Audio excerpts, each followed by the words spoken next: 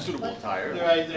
Well, Couple of I've had a day Oh, where I awesome. had to go to different functions and events, so I needed to kind of be in a suit. So how's everyone doing? Okay? Good. Well, I wanted to come by. We have an hour because I've got another event to be at about 5:15, 5:30. But first I wanted to say hi to everybody. One of the things that I like to do is do district discussions, town hall meetings, different times of the year, different times of the day, try to give people an opportunity to come chat with me. It's not always easy to come at night, so some of these we do during the course of the day, and depending on where I am, we try to get them in as much as possible. So I think we have done over 20 since I've been in my first term. I like to do them because it gives me an opportunity to hear what's on your minds and talk to me about anything you want. So let me do this. Let me just kind of give a quick, brief overview of where we are, what's transpired over the last 18 months, and I just want to kind of open it up and give everyone the opportunity to ask me questions or provide comment to me. So this is my first term. It's been an interesting term, to say the least. The first thing that I think I learned is that Washington works very, very differently than the way I think communities run their budgets, or cities, like when I was a mayor, or our own businesses or homes. And that's frustrating, and it's probably very frustrating to each and every one of you. I'm hoping that that can change over time. I can tell you what we've done in the House of Representatives. I was on the Budget Committee, the Transportation Committee, as well as the Oversight and Government Reform Committee. And I think all three committees are important to New Hampshire for different reasons. Number one, the Budget Committee sort of sets the spending levels and the policy level, the policy ideas that we have for the House of Representatives. Transportation is obviously important because it sets the expenditures for highway, the highway bill, which is probably the most important function of that committee, not the only function, but probably the most important people in New Hampshire, because it will determine how much federal dollars come to the state for federal projects here in the state of New Hampshire. And then the Oversight Committee, I sort of refer to as the Good Government Committee, where we focus on trying to improve the way taxpayer dollars are spent. It could also get somewhat partisan at times. You've probably heard a lot about Fast and Furious. That tended to be more partisan. What you probably didn't hear so much about was maybe some of the legislative actions that we were taking. The one that I was focused on is a transparency bill, not only what we're spending, but the metrics to enable departments to be much more accountable to the members of that committee, not just how much they're spending, but where they're spending the dollars, which I think is always important to know. In this last 2 years, the Budget Committee in the House authored a budget and then passed a budget twice, last year and this year, out of the House of Representatives.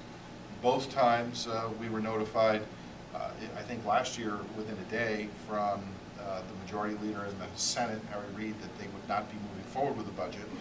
So really what that does is give us limited options as to how to appropriate dollars. So you probably heard terms like CR, continuing resolution, or appropriations. We would go through each appropriations bill, try to set spending levels, come to a continuing resolution, which is just extending, spending levels, and try to come to an agreement between the House and the Senate. It's not a way to run the federal government. It's not something that I support. I think you fundamentally have to have a budget to understand and to appreciate where your dollars are being spent. Roughly, there's two sides of the budget: discretionary and mandatory. Discretionary is all of the agency dollars, and that's roughly a third of the budget. And then the other 2/3 of the budget is what is referred to as mandatory spending. Medicare, Medicaid, Social Security, it's referred to as mandatory because that spending is codified in law. It's sort of on autopilot, and unless there is a change by Congress, signed into law by the President, there is no ability to change anything on that side of the ledger. So when you sort of look at our receivables of $2.2 trillion and our expenditures of about $3.6 trillion, $3.5 trillion, you see that there's a differential, of roughly $1.2, $1.4 trillion. I think it was just announced about a week ago that the deficit this year is about $1.1 trillion. And there are a lot of moving parts, but it came down a little bit. But that's a problem. I mean, we are spending more than we take in. The debt obviously continues to rise, and it's approaching $16 trillion.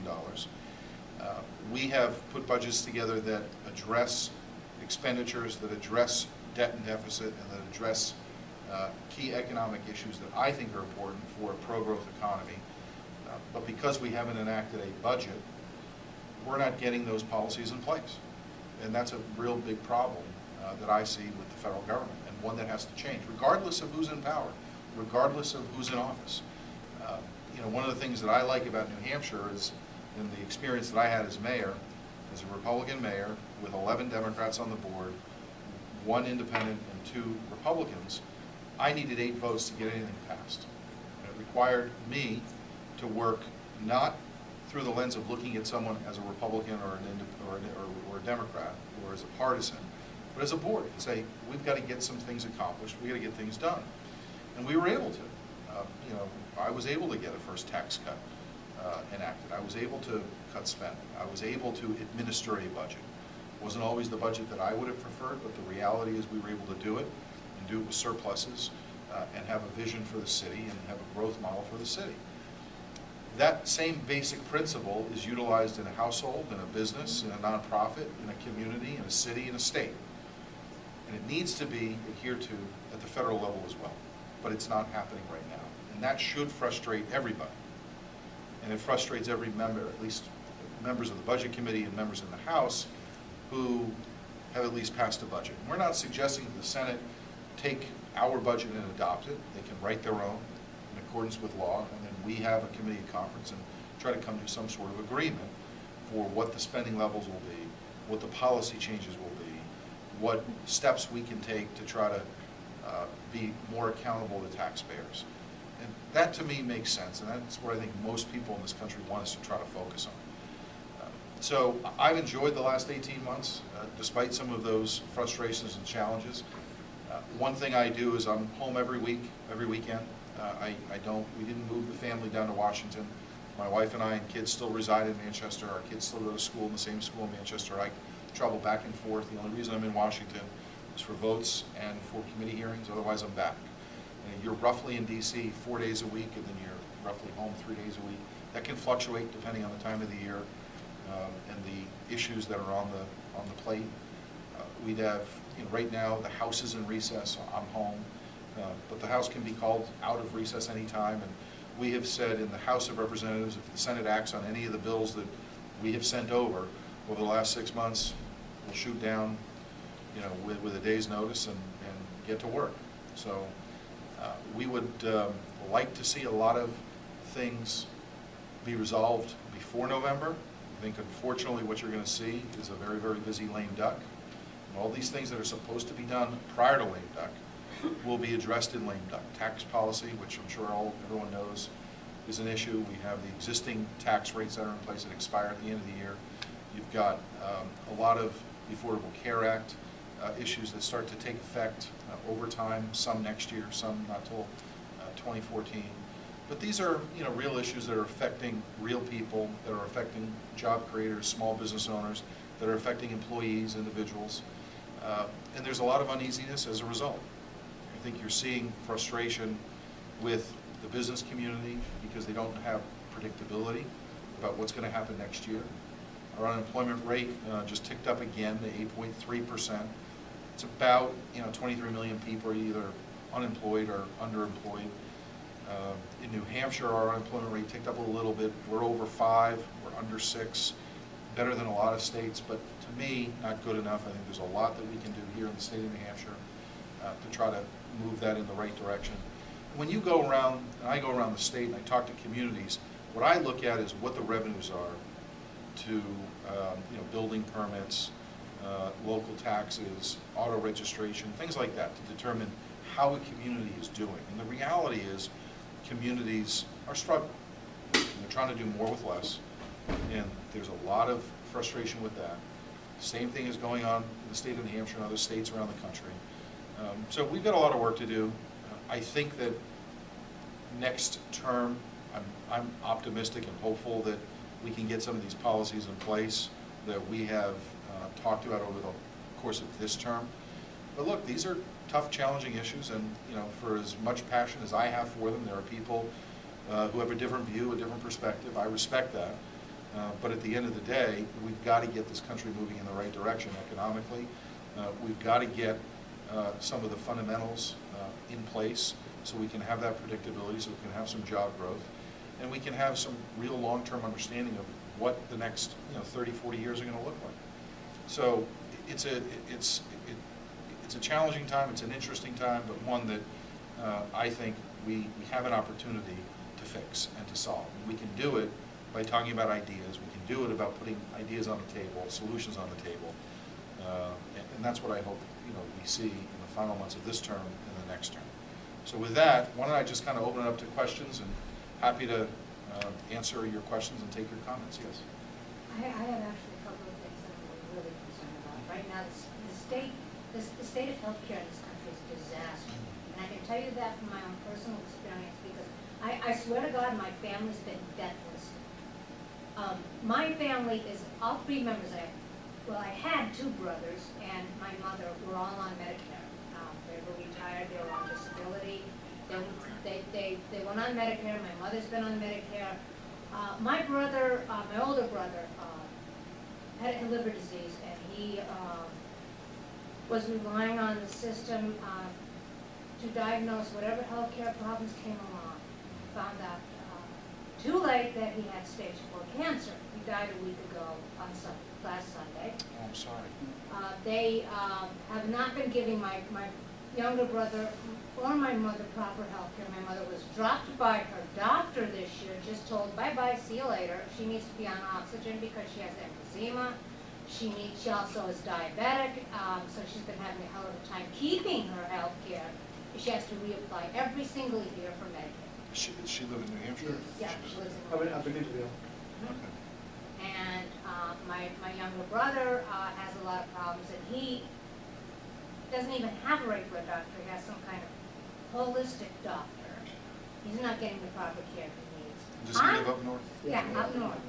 The healthcare standards, the new standards under the Obama administration that have been set are disastrous. I have had to fight for a year to get proper treatment for high blood pressure. I had a high blood pressure attack a year ago that led me to be taken to the hospital by ambulance. I had to stay overnight for testing because they thought I was having a heart attack. I had to beg for high blood pressure medicine because the doctor there was not convinced that 155 over 95 was not considered high blood pressure, even though I was having high blood pressure readings 1 to 2 times a week at pain care center that I go to. My regular practitioner took the word of the of a woman at the hospital who decided that I wasn't having high blood pressure problems, refused even though I was having regular high blood pressure readings. I've only had to change doctors to get proper treatment. I was getting damage to my body, damage to my brain from high blood pressure. Now I'm finally regulated. I'm feeling better than I have for a long time. It was killing me. But normal patients cannot get proper treatment, even if you have good health care from a regular health care company through work with my husband. I couldn't even get treated for my high blood pressure. It's ridiculous. I mean, I've never seen this, and I have a history of high blood pressure, and my family has a history of high. I could document it that I needed the treatment, but my doctor wouldn't treat me because they've changed the standards of what constitutes high blood pressure. Were these standards imposed through the Obamacare? No, they're imposed now through the new standards that were adopted by the governing board of physicians. As soon as Obama took office, they adopted new standards for how many past years you need. Secretary? I don't think there's a connection there. Well, I believe there is a connection. And I know there was a connection because the standards were adopted as soon as Obama started saying that we needed to have new standards to save costs because he was going to implement the health care. I believe that we need to change the standards back to what the standards were before 2008, when Obama was elected. As soon as he was elected, they changed the standards in anticipation of Obamacare. And I do believe that there is a connection, and I think Washington needs to do something to change the standards back to requiring women to have a breast examination once a year, pap smears once a year, and changing the standards of what constitutes high blood pressure back to what it was originally, and some of the other standards that have been changed. Let me do a couple things. First of all, if after this is over, I can get your contact information, we can talk a little more specifically about the dates of your service, what specifically happened, and then let me do a little research to see what standards are applicable to this, if there was something that occurred at the hospital that has something to do with the quality of care you received. But I'm not the only one having this well, problem. I know tons of people, since 2008, tons of people who are having these problems. People are being dropped by their doctors, people who can't get health care, and these are people with insurance, and especially people on Medicare, who are having horrible times. You know, I mean, I know a woman who lived in my building who was becoming, who had Alzheimer's so bad that she couldn't function, and she was left by herself because there was nobody to monitor what she was going through, except another guy who was having mental health issues that were so bad we couldn't do anything for him until he actually got so bad that he was having a manic episode and endangering his life. I mean, the healthcare standards have gotten so bad in this country now that lives are endangered, people are ignored, and there's virtually nothing you can do for people, or you don't even know that they're having crisis half the time. And a lot of it is because the government has pressured doctors, is pressuring doctors to save costs. well, let me talk about three things that you just brought up. Number one, relative to your specific situation, if you're willing to give me after this a little information, let me do a little research for you, and let me see what specific standards might have been changed, when they were changed, what is applicable to your situation. And if there's something that needs to be modified, at the federal level, let me see what I can do for that. Relative to a mental health situation, there are different standards by which somebody seeks treatment or can receive treatment if they are not looking to have the actual treatment themselves. It's a very tough situation. And that needs to be because I have a friend who had a really rough time. Probably with a mental health issue. a lot of those standards are at the state level. And that needs to be changed because this gentleman had a really hard time. I don't really want to see somebody go through what he went through. I thought he had to call the cops on that time. And I didn't want to do it, but he was in danger himself and his wife, and other people. It was a horrible situation. He really, there was some way to help him before he got to that point. Well, mental health is it's a very, very tough diagnosis to deal with for the individual and for those around that individual. And a lot of it has to do with whether someone is willing to take the medication that has been prescribed. And well, typically when something happens with someone who's mentally ill, who is not taking his or her medication as prescribed, that individual is in a very, very difficult situation. And more often than not, again, I'm being general here, but depending on the diagnosis, will determine what that individual feels is going on in their reality. So it's emotional for that individual. It's emotional for whoever the caregivers are, family, friends, neighbors. It's a very challenging thing. I mean, the most important thing I think people can do forever in that situation is calmly talk to that individual and try to get them. When somebody is going, some people sometimes go through a delusional thing, and you cannot talk to them, and then you cannot discreetly handle the situation before it blows up, and when it blows up, it becomes even worse for that individual because that individual has to be. I think in that situation, intervene in a public way. If this is a neighbor and you know the neighbor, and if there's somehow you can contact a relative or a caregiver on their behalf and have that relationship to try to help that individual. There was no way to do No, that. Doesn't no. mean Well, that's you what, couldn't you know, have- the only other avenue you do is go through social services. They will get what they can at They that couldn't. level. They couldn't, they had to wait until they actually did something, and then want to become such a public thing. The guy was humiliated for the I rest of think his life. everything you've said has highlighted the whole reason why we who believe in the free enterprise system. We don't want to have socialized medicine being dictated by Washington DC, at least I don't. I mean, I came here with basically two questions, okay? One, everything that you said highlighted the fact that socialized medicine doesn't work because we've already figured that out. Exactly, and this Okay. is the problem. We figured that out, and so even if we don't win the presidential election, you're still gonna need 2/3 of the House to override a veto by the president if he is not defeated. So it is imperative that all the jargon about repealing Obamacare is not practical if Mitt Romney's not elected president. Period. Okay, because there's no way you're going to be able to override the president. The second point, and this is just something we were talking about this with some folks here before you got here, Frank. And the second thing is, it's disturbing that Washington hasn't quelled the debate about who's eligible to vote in the United States. The Constitution's pretty clear as far as I know. Okay? All of these things that we're talking about are determined by the voters and who they vote for. They vote for Frank Guinta, he goes to Washington. It's very disturbing to me to hear the news out of Washington that there's a debate going on as to how we determine who could vote. People who are born here or people are citizens, they have the right to vote. This is our country.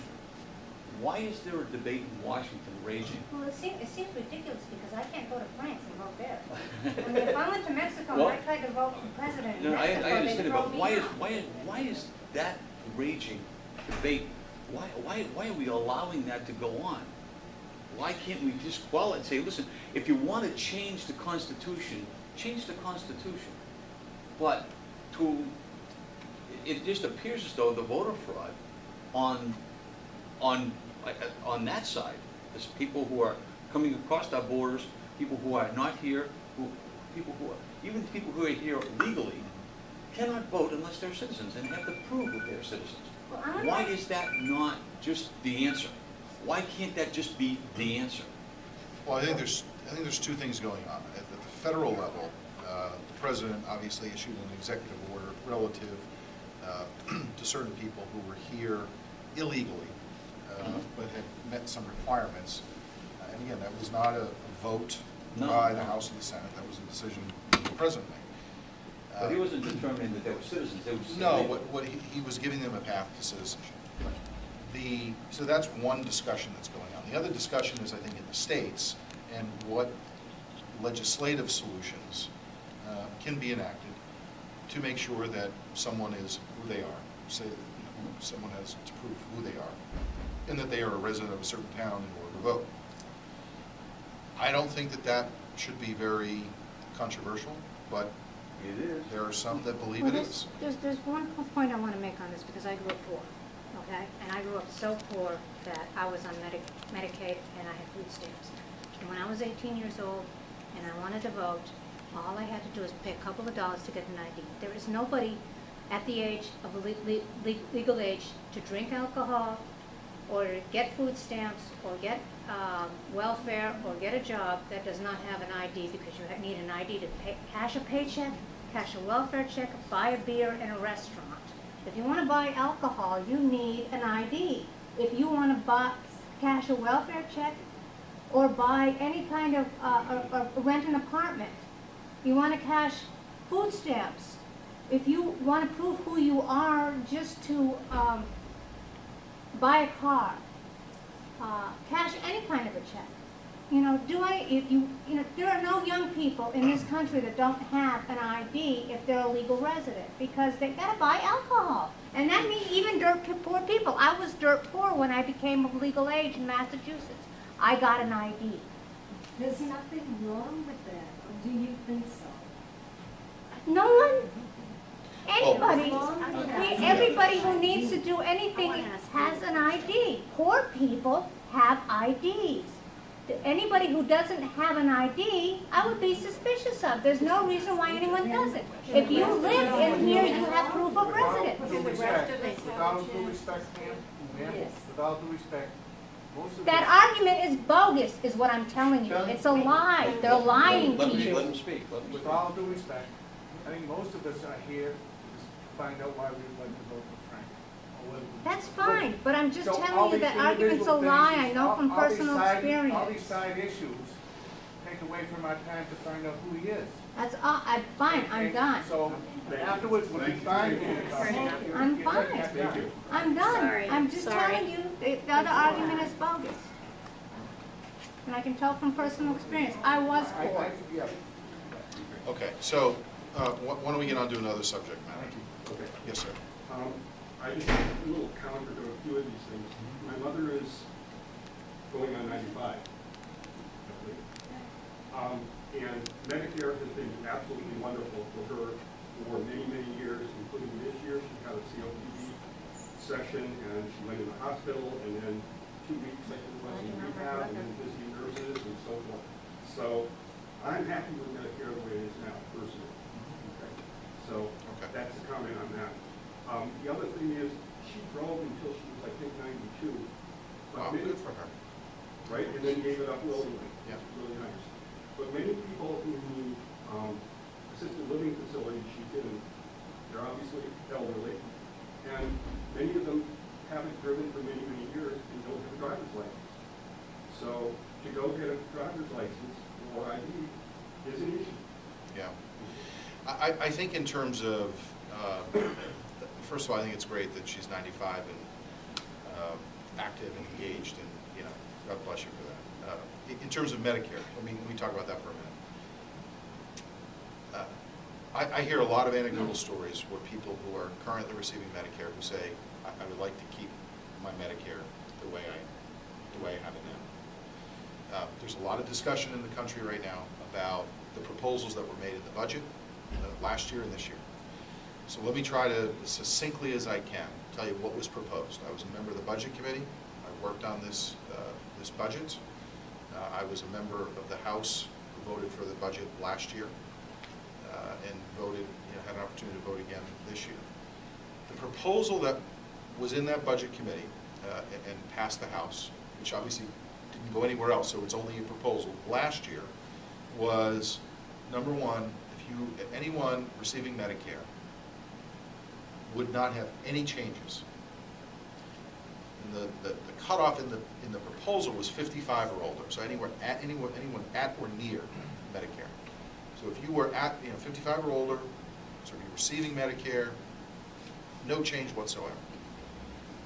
What the proposal did offer was something that we refer to as premium support. The premium support, I think, is different than what others have tried to categorize it as, because premium support is a direct payment. It's not a check to the individual, it's a direct payment to a carrier. The idea is, as you're approaching Medicare, the age of Medicare, you get a booklet, like a member of Congress gets, you check off the kind of coverage you want. You send that back into the federal government. The federal government sends roughly $15,000 to pay your premium support. If you choose something over and above that, you as an individual are then required to make up the difference. And then there's a sliding scale. So if you were indigent, or if you were a certain percentage of poverty level, or over the poverty level, you would get a higher percentage, a higher dollar amount paid on your behalf. And subsequently, if you were significantly wealthy, it wouldn't be as much. So that was proposal number one last year. How would that was modified a little bit in this year's proposal. And the way it was modified was this. Paul Ryan, who was the chairman of the committee at the time, who still is, worked with Senator Wyden, a Democrat from Oregon, and put a bipartisan proposal together which changed it somewhat. It said anyone can keep Medicare regardless of age. So me, if I want Medicare, I can take the existing plan as it's currently constituted, or I can take the option of the program that was proposed in last year's budget. So now it's a choice. And the idea behind this is that very similar. I'll get to you in a second. It's similar to Medicare Part D, where carriers compete for the business of the Medicare recipient. That will lower the cost. That will provide more option. The reason it was modeled after Medicare Part D is it's exactly what happened with Medicare Part D. You've got drug companies that give their products, give their options. They're competing for your business. That actual program came in 40% under budget, under projected budget. It's because of that model. So that's what has been proposed on the House side. What I have said and maintained is, if there's another proposal that the President or the Senate or someone else in the House wants me to consider, I'm happy to consider it. But as of right now, we don't have any alternative solutions or proposals to how do we save Medicare. Now, why did we put this proposal out in the first place? Last May, the trustees of Medicare, not a Republican organization, not a Democrat organization, but the trustees put out a report, issued a report, public report, anybody can go take a look at it, but it was, we saw it at the Budget Committee. This was May of last year. Said if nothing is done on Medicare, it goes bankrupt in 12 years. Now, when I hear stories about your mother, and I ask people, where I hear stories like yours, some people are satisfied, some people are not satisfied. When I ask people, do you want us to do something to preserve and protect Medicare, or do you want us to ignore it? Virtually everybody says, well, you got to go protect it, you got to preserve it. Most people like the program. They want the variation of the program to continue. And I agree with that. But what I think we need to do as a country is be honest about what's going on in Medicare. Facts, not distortion of the facts, not opinions from political parties, but true facts about what it's costing, how many people. We have about 10,000 new people per day going onto the rolls, so it's going to go from about 35 million to about 70 million users in a roughly 20-year period. It's not sufficient financially today, let alone with an additional 35 million users.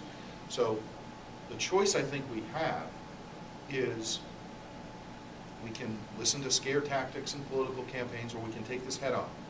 No longer make it a third rail of politics, and make it about a solution and based on facts. And that's what I think the country wants. So I'm glad we're actually having this conversation, this debate as a nation. Well, what I think we need to do is have people in office, doesn't matter to me what party, so long as they're going to listen to what people want them to do. And with the very best information, make a decision and strengthen it, preserve it, protect it, make sure it's there for current and future generations. Exactly. And I think we can do that. I really believe we can do that. Did I answer the second part of your, the driver's license issue? It's a legitimate issue. Yeah, and I mean, to a large degree, I don't care one way or the other. Right. But it seems to me that for people, for whatever reason, do not have ID, We can fix that. and to make it very easy for them, easy and cheap for them to get ID, Yes. appropriate ID, okay? And then it becomes, it's not a full tax. Correct. Because you're not forcing Exactly. these people to pay money to get their ID. That's all. Exactly. I agree. But usually, and I think in New Hampshire, it doesn't have that other part. That is you have to have ID. This time around, it's just, you Right. ask for it, you Just don't have proof. to have it, but then in the future you will. But I don't think there's any price support, is there, for anybody that doesn't? I have to check the state law to see, I'd have to read specifically the state law. I believe because it's been highly Republican, and in fact, they haven't done that, and that's where the issue has been. Sure. Is from the Democratic side, people say, it's fine if you make sure that people that need the ID can get it. I think there's a That's way. right. I think there's a way that we can make sure we reasonably verify when you're on voting day who you are, Exactly. and there's a way to make sure that people are not limited to be able to vote. So, Right, you had a exactly. question, and then I'll get to the gentleman behind you. I did, sir. I'm on Medicare and Social Security, and I've been told that perhaps in the future, as early as next year, those of us that are on Social Security are gonna have to make much larger contributions to Medicare.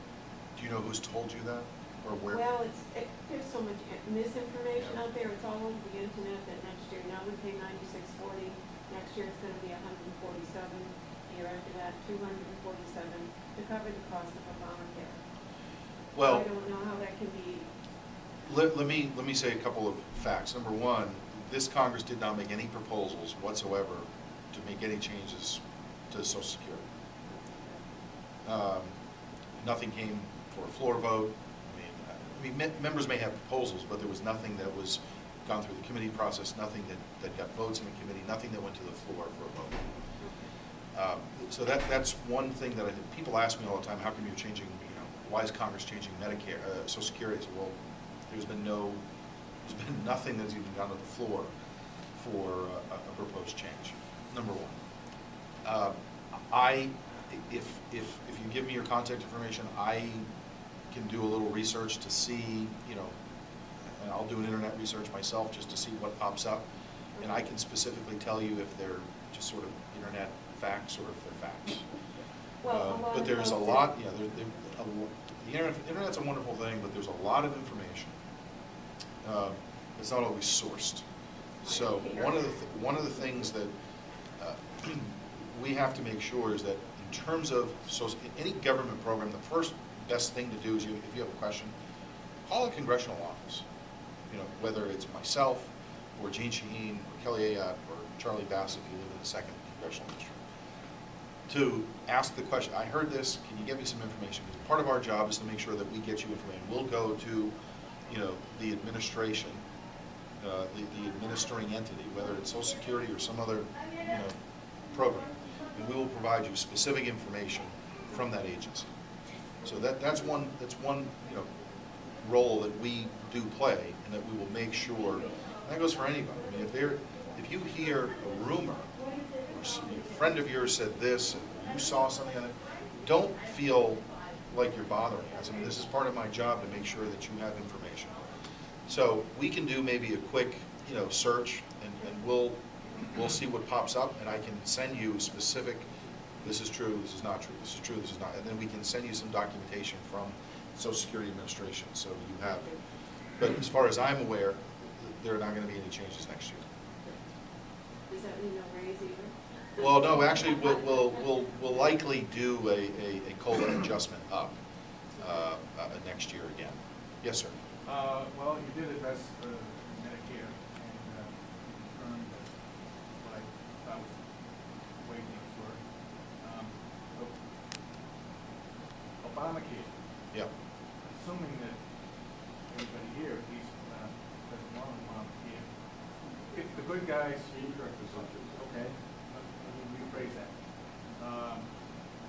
What is your position on Obamacare? And should the Republicans win the election this fall, are they likely to just throw the whole thing out, or do it item by item? Sure. How would it be done? So first, let me tell you what happened. I assume there's some good things in Medicare.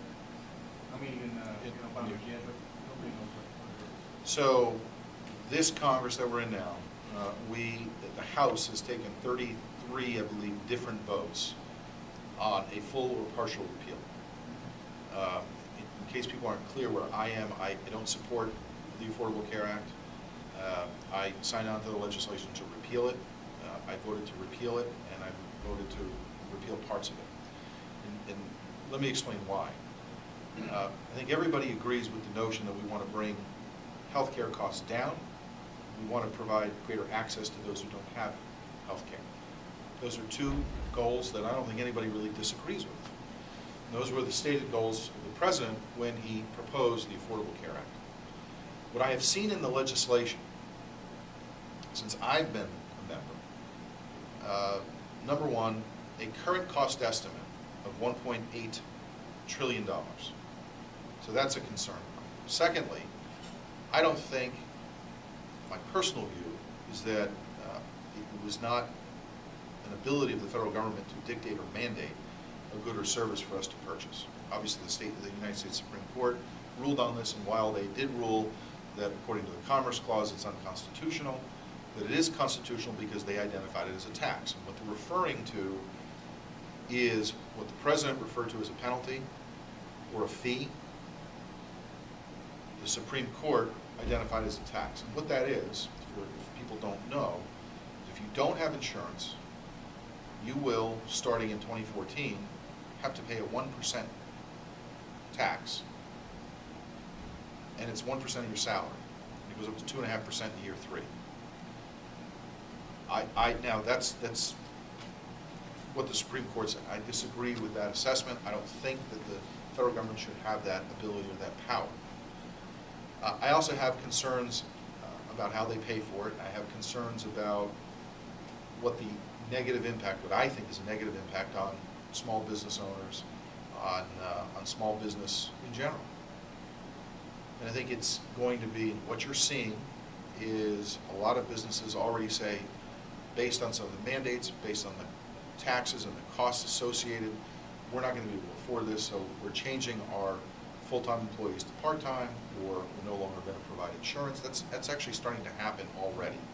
You're seeing carriers drop individuals from coverage. You're also seeing carriers send letters out to customers that their premiums are going to be increased as a direct response to the requirements of the Affordable Care Act. So the most recent studies that have been done have showed that, number one, the cost has not come down yet. It's actually gone up.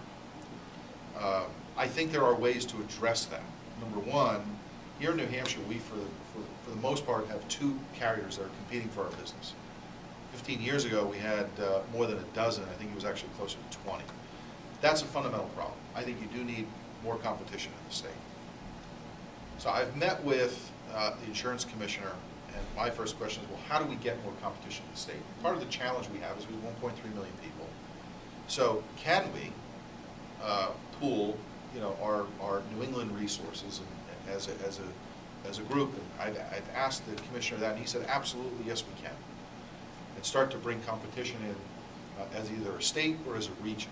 So that's number one. I think we should be doing. Secondly, in terms of cost, when you go see a physician, and maybe this was part of your experience that you talked about, you tend to get test after test after test after test before a physician is going to give you a diagnosis. And when I talk to physicians about that, the number one thing that they say to me is, look, the reality is I've got to be 100% accurate, I've got to be 100% sure, and that costs money, because if I'm not, I'm going to get sued. And I'll use an example of my own wife. About 1.5 years ago now, she wakes up at 3 o'clock in the morning, extreme back pain, wakes me up and tells me what's going on. I said, well, do you want me, like a husband, like most people do, I said, you want me to take you to the emergency room? She says, no, I want to kind of try to get through. So she takes some Advils, goes back to sleep, wakes up, gets ready for work, and goes to work. She actually worked at the time in a hospital. So it's around 11:30. Some colleagues see that she's in extreme pain.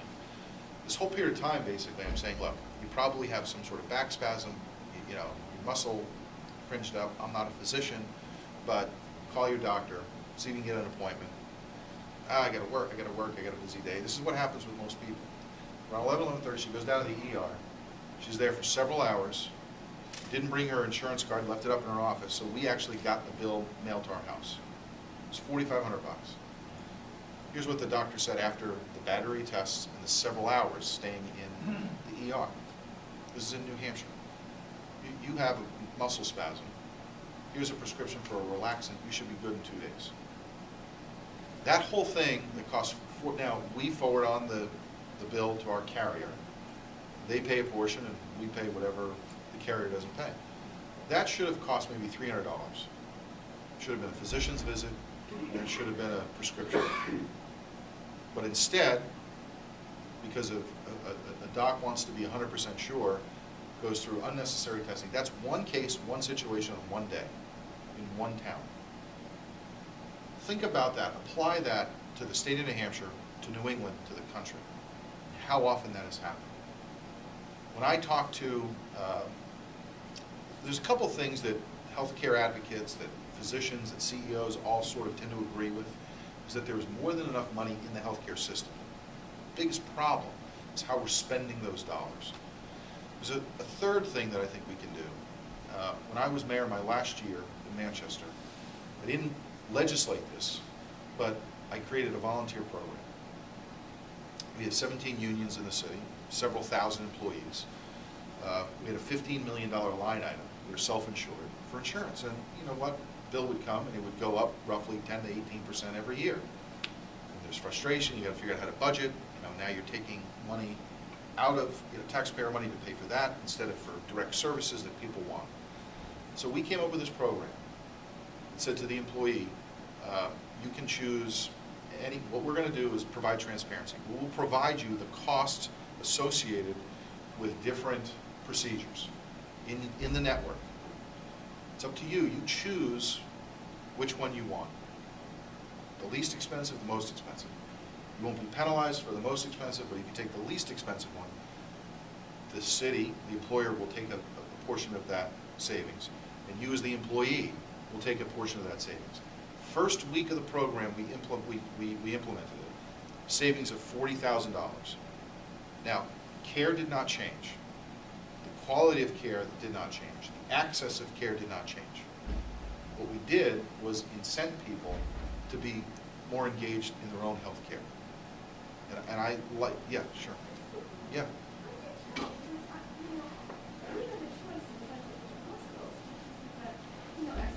Yeah. That's bingo. You just hit the nail on the head. You as a consumer can't pick up the phone and call a provider or a hospital and say, how much is it for an MRI? How much is it for hip replacement? How much? You can't do that.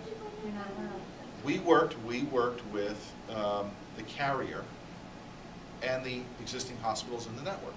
Now, they did. Now, we put an agreement together where we provided that information to our employees. Now think, this is the city of Manchester. It's a large employer. This is the direction I think a direction that healthcare needs to go. We need to be, as a nation, more aware of costs. When you go, I mean, imagine you went grocery shopping and there's no prices on any of the things that you're purchasing. And it's close here because Exeter went through a big deal with Hampton in trying to negotiate prices, and Exeter trying to justify higher prices, and Hampton saying, we don't pay anybody else this. So you get a sense that maybe Exeter is higher than other places, but nothing definitive. And is it by 5% or is it by a tenth of a percent? Don't know. You'd be surprised. You can get an MRI within 10 miles of our location for as low as $600 or as high as $1,600. I mean, you think about that. So if it matters, now, so long as the mentality is, well, someone else is paying for this, people are not incented to at least make the phone call. Yeah, I think with the deductibles and co-insurance and so forth, co-pays that exist now, we have the incentive, we just don't have the tools. Really. Well, maybe we have. Maybe you're right. Maybe there is some incentive, but the tool is not there because it's very. There is no pricing department that you can call. There's no price list that's published. Right. So, and the doctors don't know.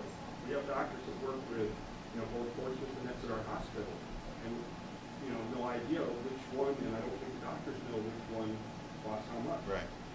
I mean, it's the system that we have doesn't require that or doesn't encourage that. So we've got, I mean, to me, you got to move to a transparency-based system. Well, private insurance have, like Blue Cross Blue Shield, so they have negotiated rates. So you go to a place that's them, and there is no choice. Yeah, but you as the consumer should be able to choose where you go for your MRI. Yeah. I mean, so there's a fundamental.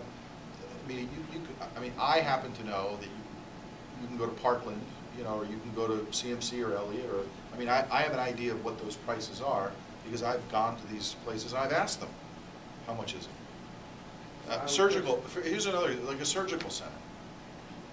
You can the cost of doing business for a surgical center is far cheaper for a hospital. Now, rightly so, the first thing a hospital will say is, we have an ER, and we are required to take anybody who walks through that door, regardless of insurance, regardless of ability to pay. Surgical center doesn't have that requirement. But you as the consumer, if you choose, can go to a surgical center. So when it comes to access, if we want to reduce, maybe you know, but I was surprised when I learned this statistic. Roughly, not all, but larger hospitals, uncompensated care, roughly $1 million a month. In New Hampshire, $1 million, think about just in Manchester, it's $24 million a year. It's 24 to 30 million on the seacoast.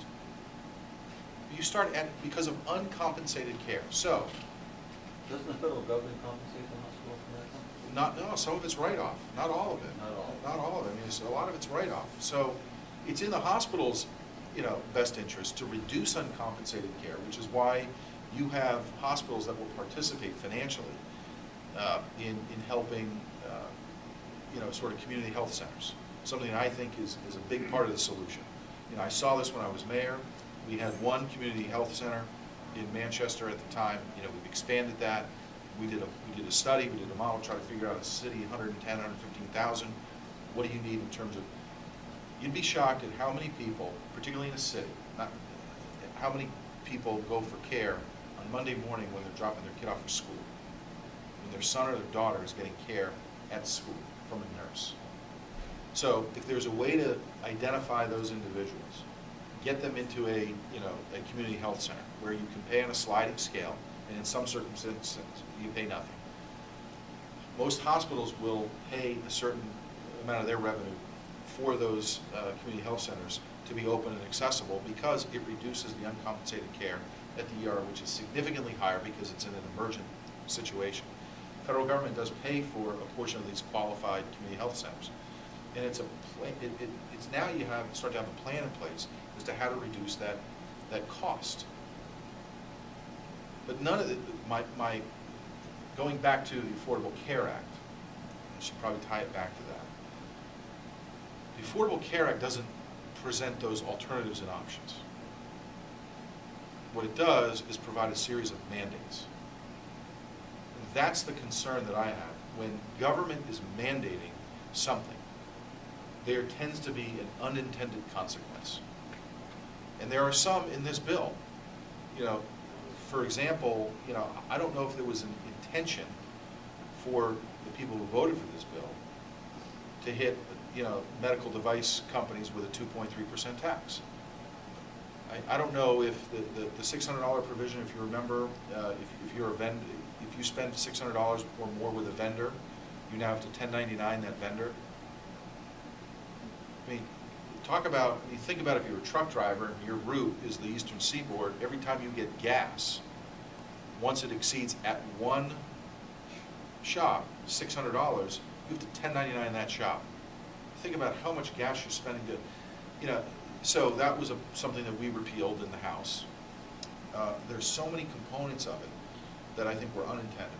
When you actually go through it, this is, if you remember back, people said they had to vote for it before they read it, and they had to pass it as soon as there was something. This is the problem with a bill that's 2,000, 2,200 pages. You don't fully know what's in it. And then the other problem is not all the rules have been written that go with the bill. There's a lot of authority that is given to Health and Human Services Secretary. So, do I believe that we can reduce healthcare costs and we can create more accessibility? Absolutely.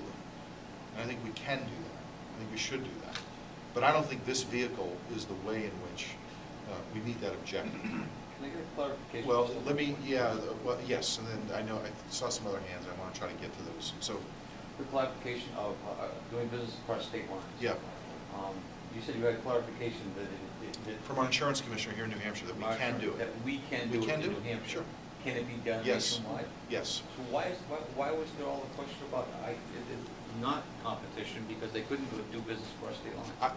I think those who in Washington who support the Affordable Care Act will argue that purchasing health insurance across state lines is almost an impossibility, and the argument that they use is because health insurance is largely regulated at the state level. That doesn't mean that you know, an insurance commissioner or an attorney general from New Hampshire can't enter into an agreement with the Commonwealth of Massachusetts or the state of Vermont, just like I entered into, as mayor of Manchester, you know, agreements with contiguous towns for services that would be provided. So it can be done. And I actually, you know, before I started talking about this, I wanted to verify it with our insurance commissioner. I said, tell me, do you feel that we can do this? The answer was absolutely. Well, yeah, but you've got to have that cooperative effort. So there's got to be some leadership on this issue about what is a good way, or a more cost-effective way to provide you choice, to provide you transparency, and to provide more competition in this environment of health care. I think that's a much better alternative than what the Affordable Care Act does, which to me is more based on mandates. Yes, sir, in the back. I just want to have you correct me on a few facts, so that I'm not in error on these facts here. You are a congressman, you are a representative to our federal government from this district. Correct. You have nothing to do with voter registration. That voter registration is restricted to the state. Correct. So we don't need to be discussing that before. Well, I always start out these forums saying I'll answer any question you want, so I guess I give people wide I latitude. think there's a lack of clarity Okay. among the population as a whole with regard to what the proper roles are in various levels of Yeah. government. And consequently, there's a breakdown of sovereignty between the Sure. various levels of government, even branches within a given level Sure. of government. And I think we need clarity. So that's why I wanted to bring that up. I think my answer, I thought I said that's. You didn't say anything contrary to that. I Right, just but wanted to be absolutely. absolutely, no, you're absolutely correct. And I thought I said something effective that that's more of a state-related issue, but if I didn't, I apologize. Mandated by the state, but regulated by the Constitution. Thank you. You mentioned choice Yep, on a number of different levels. yep. When you offer me a choice, it does not include my ability to say, I don't want any of your choices, to opt out, then I have no real choice. Do Well, I? that should be one of the choices, but you are correct. If I say you have to choose one, A or B, then you are forced to make a decision between one or the other. But one of your choices should be that I don't want to I don't want to choose either A or B.